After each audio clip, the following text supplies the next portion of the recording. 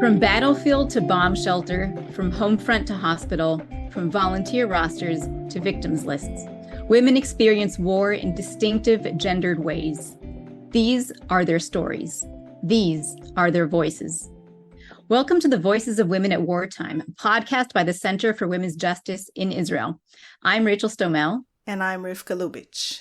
On the second episode of this podcast, we spoke with Dr. Kochav Elkayam Levi about the Hamas terrorists' gender-based violence against women and girls and the uphill battle to get the world to acknowledge these crimes and take urgent action. If you haven't yet listened to it, I urge you to do so. It's a really important episode. One of the things that we talked about is how the feminist world and the women's rights advocates in particular have been either silent about what's happened to Israeli women or even worse, have denied or blamed the victims themselves for the brutal violence they experienced. Yes, and this has been so frustrating for me because I am on social media a lot, and people who I really admire and who I agree with in every other area, especially in the area of social activism and social justice, are saying or repeating things that I find appalling, things that are just complete propaganda in support of Hamas, or things that are blatant lies, or things that deny that atrocities even happened to Israeli women.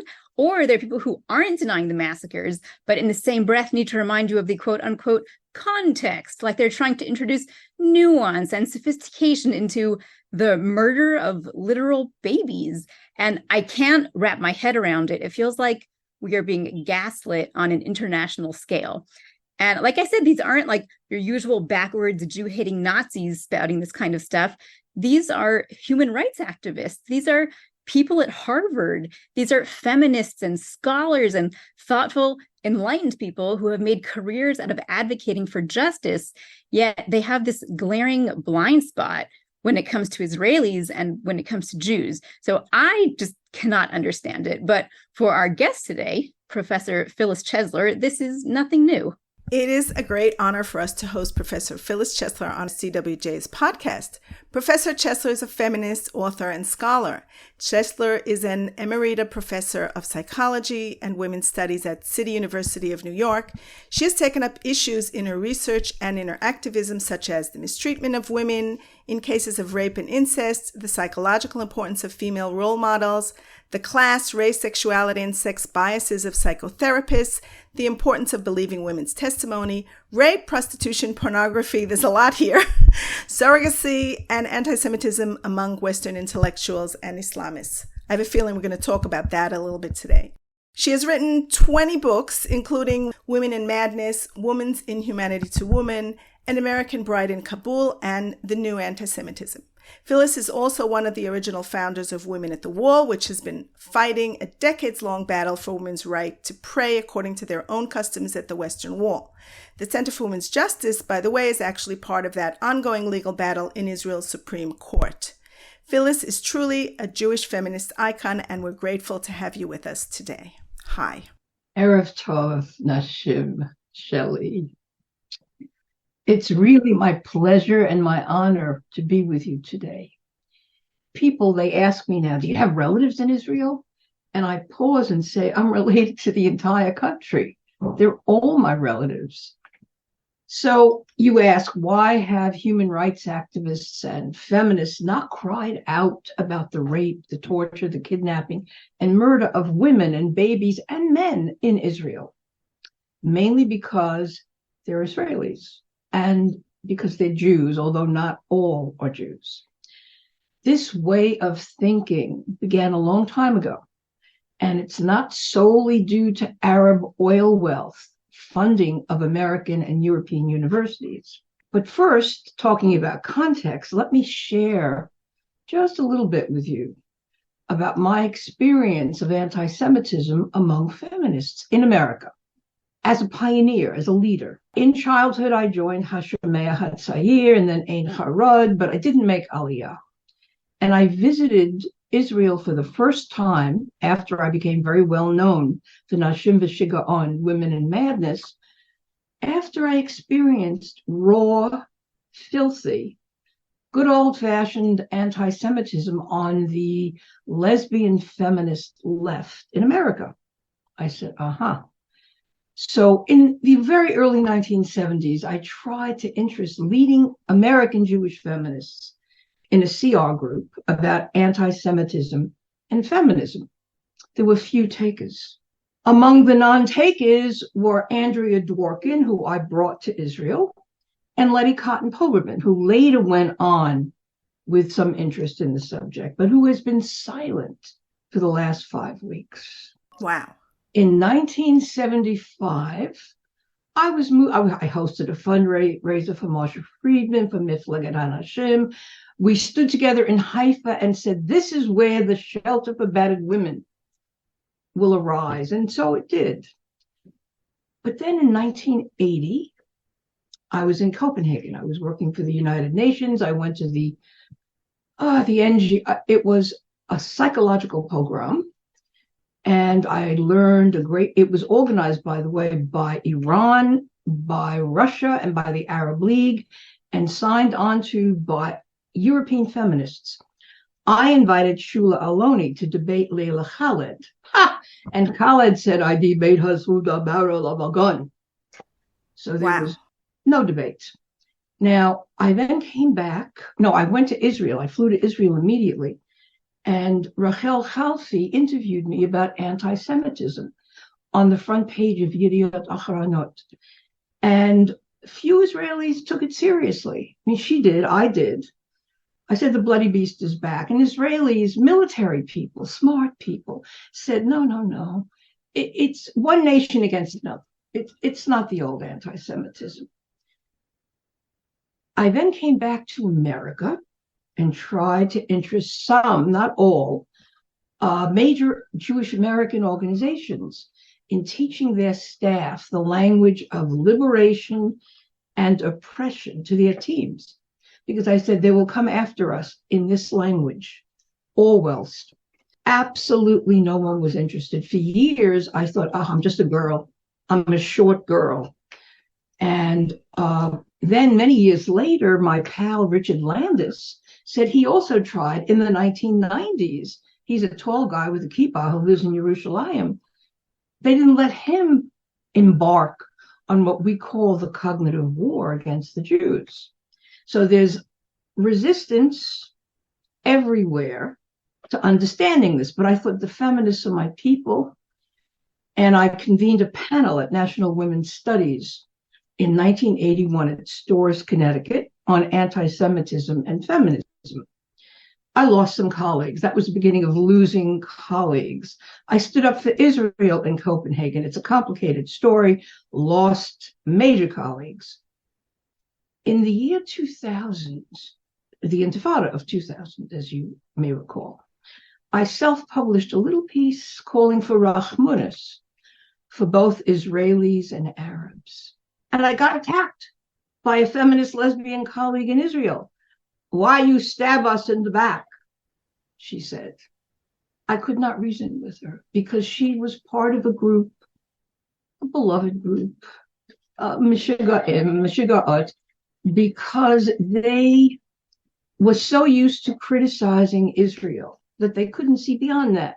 Israel was they were like Iran. It was the worst country on earth. And finally, one day in the mid-70s, I said, okay, so what's your plan B? Are you going to apply for political asylum in Saudi Arabia? I mean, if this place is so bad, nobody laughed, by the way. So I knew we were in deep trouble. And I started writing The New Anti-Semitism, which I published in 2003. I want to ask you something, Phyllis. So what you're saying is that you knew all along. It's like, this is not a surprise for you, what's going on now, this brutal No, attack. I'm not at all surprised. And the fact that everyone's so quiet. I am disgusted. I am angry. I'm a little frightened because as I knew it would happen, it's not just on the border of Gaza. It's not just in Gaza. It's not just in the north of Israel. It is all over the world. It's all over the world. Everyone hates the Jews, loves to hate the Jews, based on such propaganda nonsense, based on such lethal lies that it is mind-boggling. But in The New Anti-Semitism, I wrote, anti-Zionism is the new anti-Semitism now. And my editor said, "Are you sure? Absolutely sure you want to say this?" I said, "I'm positive." And he really gave me a hard time. That was nothing compared to the hard time I got in the media. I lost publishing venues. I lost colleagues. So I'm used to being disinvited, even though I'm the only one really who's done 4 studies on honor killings, academic studies, and they allowed me to testify for mainly Muslim women who were attempting to flee from being honor killed and applying for asylum here. And I'm the one, who helped with my friend and ally, Mandy Sangera, rescue almost 400 women from Afghanistan in 2021. So I'm really a feminist. I don't know who they are. So what I need you to understand is that feminists in America and in Europe have long been Stalinized and Palestinianized. And like Iran, literally, they view America as the big Satan and Israel as the small Satan. America had slavery. They don't seem to understand that Islam still practices slavery, black, white, sex slavery, that there's a history of colonialism and imperialism and conversion via the sword and gender and religious apartheid, which is normal Muslim state behavior. Is there a difference between the original feminists or the second wave feminists and the more postmodern feminists? I'm trying to save feminism for myself, because I've always been, good luck. I felt myself as a feminist, and this is really hard for me to hear. And I also wouldn't say until a few weeks ago that anti-Zionism is the new anti-Semitism. I wouldn't have thought that. So I'm trying to understand, is this a difference between, there's a chronological thing going on here or what? Well, the early second wavers were concerned with other issues and not necessarily always with global international issues. Although my dear friend Diana Russell convened in 1975 the crimes against women in Brussels. So there's always been and she came from South Africa, she fought apartheid there. There was some of us who, because I was held captive in Kabul, don't even ask for the story, I understood what it was like to live in a Muslim country before the Taliban. For example, when the women of Bangladesh were raped by Pakistan, by men, at a meeting, I said, we need to have a feminist air force to airlift them out, because if they don't kill themselves, if they're pregnant, their families will kill them. And there was a little bit of laughter. And they said, "Well, Phyllis, you're so poetic. Are you being like metaphoric?" I said, "No, I'm being actual, practical." And indeed, what I feared would happen happened. So there's a refusal not only to comprehend that evil exists and that not all people of color are good and innocent and Western in ethics. Absolute refusal, blind spot, because America, the paradigm is that we are the sinners, mighty sinners. In Israel, the colonial settler apartheid Nazi state. It's so Orwellian. It's so insane. But they believe this. There's somebody in Australia who's a publisher, and I've been very collegial with her. And I said, "I haven't heard from you. Are you all right?" Which was my polite way of saying, "How come you haven't reached out to say how you're doing?" And she said, "Well, they're traveling through Europe." But she didn't want to fight with me, so she thought it's best to keep quiet.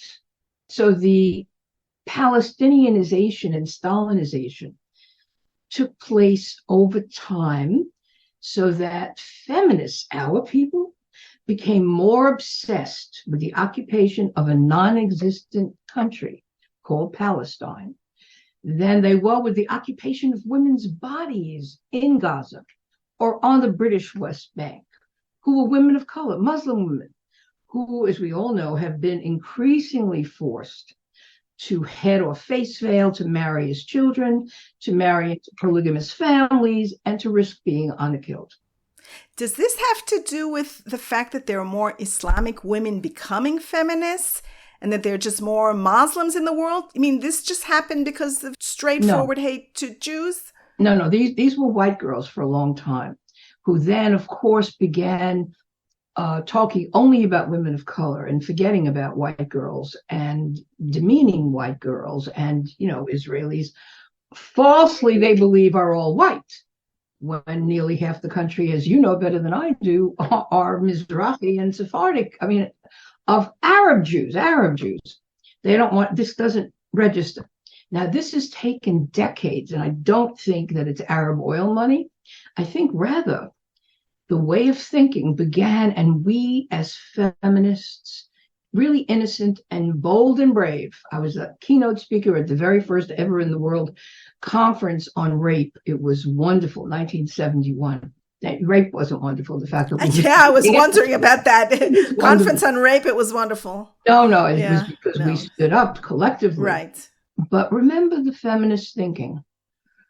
It was binary reductive. You're either a victim or a victimizer. You're oppressed or you're an oppressor. You're colonized or you're a colonizer. So that our early work in good conscience to expose the oppression of women very easily became compatible with Israel bad and any group of color very good. And some victims are more sacred than others. And this completely disappeared women's real victimization. I mean, femicide, honor killing, just for one example, FGM for another, gang rape for a third. There are many more, as we know. So Palestinian Muslim men who used to be Egyptians or Syrians or simply Arabs who lived in tribes and in their villages, they became the most sacred victim of all. And Israel became the persecutor. I'm a psychologist by training, so this is projection. The very crimes that Hamas commits or that Islamist extremists commit are attributed to the Jews. It's a way of deflecting it from them. And, when a narcissist says, this person stole all my money and this person killed all the babies, they're talking about themselves. But they're accusing the Jews who have been eternal scapegoats. And you can ask me why I think that is true. And then also add to this Palestinianization way of thinking, the belief in multicultural relativism. We can't judge a culture as a barbaric culture, because who are we to judge? We're bad. Everything's the same. Everything is equal. Right. There's no objective truth. Everything is relative. Everyone has their own narrative. So if Israel comes to the UN and says, my God, a horror, a nightmare, a pogrom on steroids, strategized pogrom, not just mindless and emotional. No.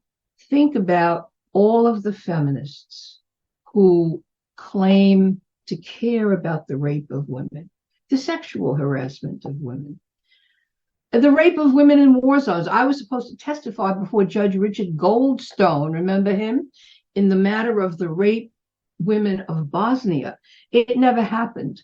It never happened because there wasn't money to provide witness protection for the women or to relocate them. So I strongly wonder, in fact, I know, going to any international criminal court on behalf of Israeli women or Israeli women and men, even though Israel is not a member to the ICC, is foolish, insane, upside down. And I just saw my heart broke. The mothers of Israel yesterday appealing to women's groups abroad. A friend of mine, actually a cousin, called me the other day and she said, she's a peace activist, a leftist, and non-religious, and everything. Everything wonderful. Yes. And she said, my world has broken. It's not only physically and mentally and whatever, but the ideas, all the things that I believed in went to pieces. And I feel in a way that maybe you had it all the time because you had some understanding. But I think for some of us, we're not only fighting this war, we're looking for our new identity because some of the things that we believed in aren't there anymore. They're not only betraying us, but in ourselves. How can I continue feeling like I'm a feminist if they're just not there? Right now, the emotions are one thing, the psychology is one thing. What we do is something else. So as Jews, we know that we want to be there, a la Rabbi Hillel, we want to be there for ourselves, because if we're not for ourselves, who else is going to be there? But if we're only for ourselves, and really, are we true? Are we Jews? We have to answer both questions. This is a moment where we have to be for ourselves, and we have to work with each other for ourselves, for our survival. Doesn't mean that we stopped being feminists. I mean, as I lost feminist colleagues and publishing opportunities and speaking opportunities, I went on and I did my honor killing studies. I went on to continue working with Muslim women and ex-Muslim women. I didn't stop my feminist work. At this moment of horror, I'm getting anecdotes just from New York City. A daughter is walking down the street near Central Park, and somebody says, "If you're a Jew, I'm going to kill you." Unknown, a stranger to them. And likewise, a colleague, an important pro-Israel colleague, is in an elevator at Penn Station. And there's a man there who says, "I know you're Jewish, I'm going to kill you." He cursed. And she said, luckily, the elevator was crowded. So I think what Israelis have not understood is how hot it's been in America. There is jihad and jihad surging mob styles in America. I've needed police protection on campuses when I was still able to speak. I, who was a professor for 30 years, need to have police protection to speak the truth. Now, this has been going on, so I'm not surprised, as I said. I don't think we have to say, well, that's it, we're anti-feminists. We've given it up. We were wrong. We were not wrong. What we were perhaps wrong about was failing to understand the depth and the extent of Jew hatred, and also the nonstop indoctrination and brainwashing of masses of people everywhere. We were begging for this entire 21st century, begging that the cognitive war is the most important war, the hottest war, will determine the boots on the ground stories. I wrote this over and over again, as did many lawyers, academics with whom I'm in touch, and nobody paid attention. I mean, I started working with Natan Sharansky, the very first minister on global anti-Semitism. He had a very small staff. Then Aviva Raj Shekta became the next global anti-Semitism minister czar, but she didn't even have a secretary, and she was a major diplomat. So Israel has not taken the cognitive war seriously until about 2012. When, remember, the Mavi Marmara, the assassins coming for peace, and the Israeli commandos dropping down had camcorders on them, so you could see them being beaten almost to death, and Israel was able to get out the truth within 12 hours. I counted the hours. So that was the beginning of a turning point, but it's too late and it's too little. That doesn't mean we stop our efforts.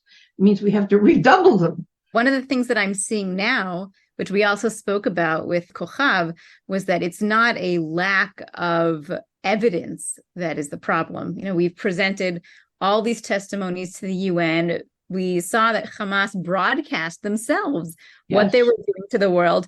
It's not that people don't have access to the information. It's not that they're ignorant. They have more information.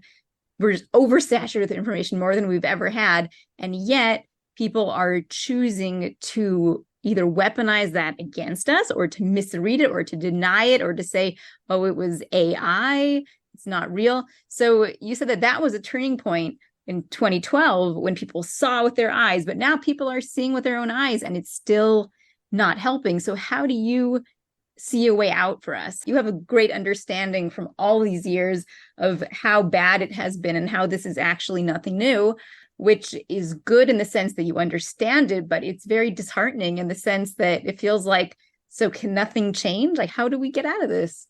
Hazak v'yamatz first. Anti-Semitism. I want to take us to the Torah for a minute. Cain kills Hevel. Why? because God accepts Hevel's offering.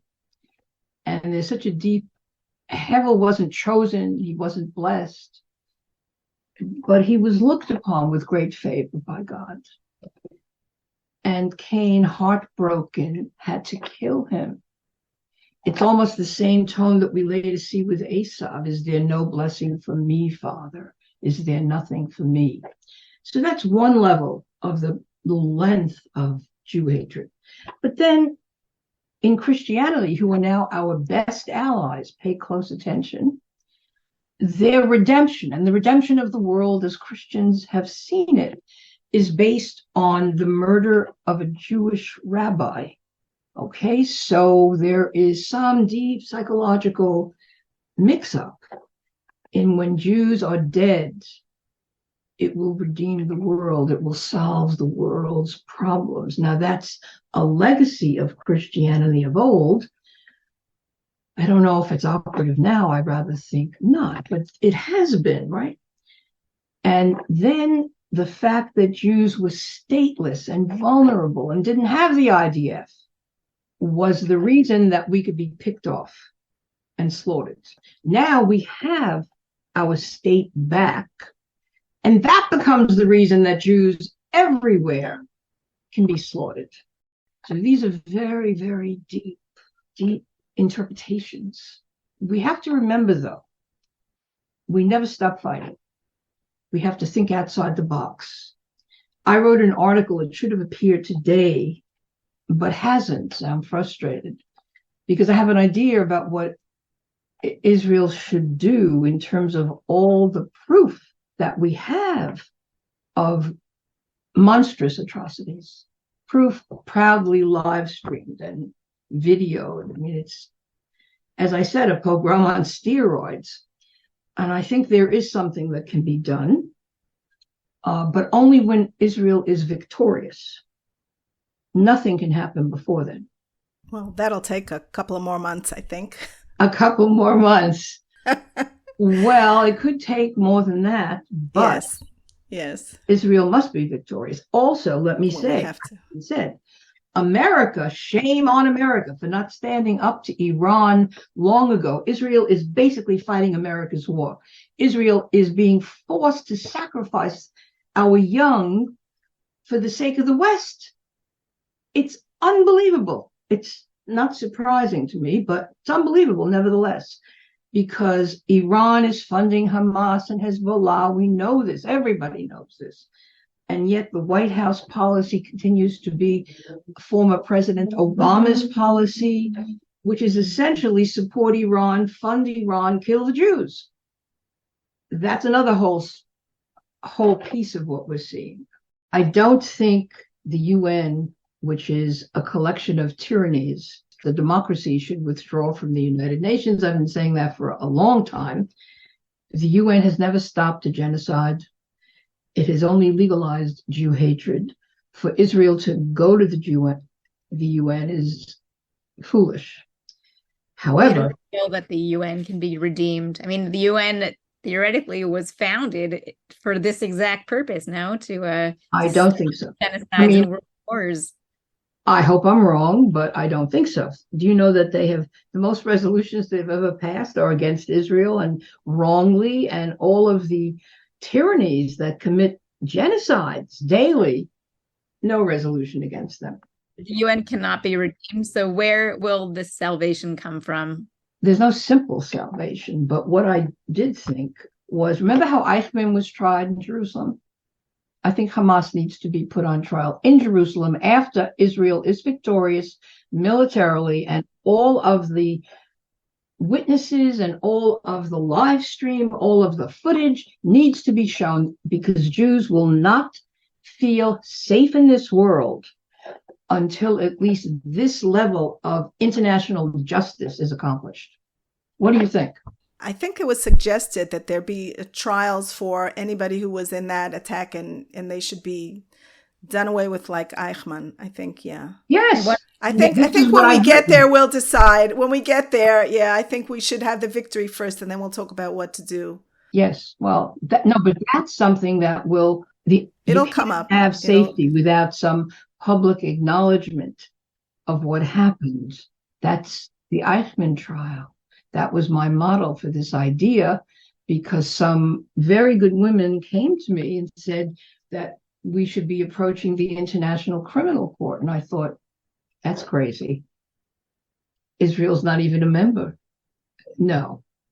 I think people are understanding that the most important thing right now to do, besides the war, is to collect the evidence. And that's what a lot of people are doing. Even Kohav said that, what they've done in the UN, they've done, and now they have to work on collecting the evidence and pulling it all together. And that's part of what we're doing in this podcast. We're collecting stories and listening to them and reaching out to people in the world. Phyllis, do you have any final words or thoughts you want to say? And we'll close up. Yes, we should remember that we are an eternal people, and that we have survived where all others have died out. And we are also God's people, which is a blessing and maybe not such a blessing. And we can't give up, and we must prevail. Okay. This was an amazing talk, very eye-opening, even though it was pretty distressing.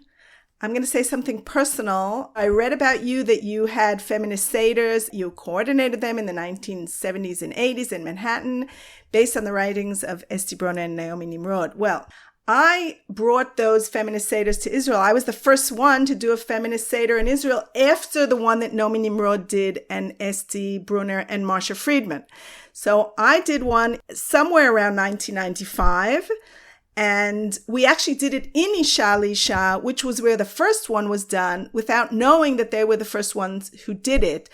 The woman who brought it to me was a woman by the name of Aliza Strubel, and she said, look what they're doing in America. They're doing feminist seders in America. So we had one there, and then I had it in my house, and then we brought it to Oranim. And then Naomi Nimrod showed up and said, guess what? Isha L'Isha was the first one to do it 25 years ago, together with Marsha Friedman and Esti Brunner. Anyway, that was a long story just to show that we are connected to each other in Manhattan and in Israel, Haifa, doing the same things. I'm glad to hear it. So thank you, Phyllis, for being here with us. And I also want to thank our listeners for tuning in today, because by listening to this podcast, you are a witness. Giving women's voices your attention means giving them power. If you, like us, agree that women's perspectives are essential to the Israeli narrative, subscribe to the Voices of Women at Wartime wherever you get your podcasts, and encourage your friends to listen and subscribe too. And if you have thoughts, questions, or comments, we'd love to hear from you. So reach out to us on social media, on the Center for Women's Justice page, on Facebook, Twitter, Instagram, or wherever. Thank you, Rabbi Scott Kahn, for the recording and editing. I'm Rivka Lubitch, and I was here with Rachel Stomel. Stay safe.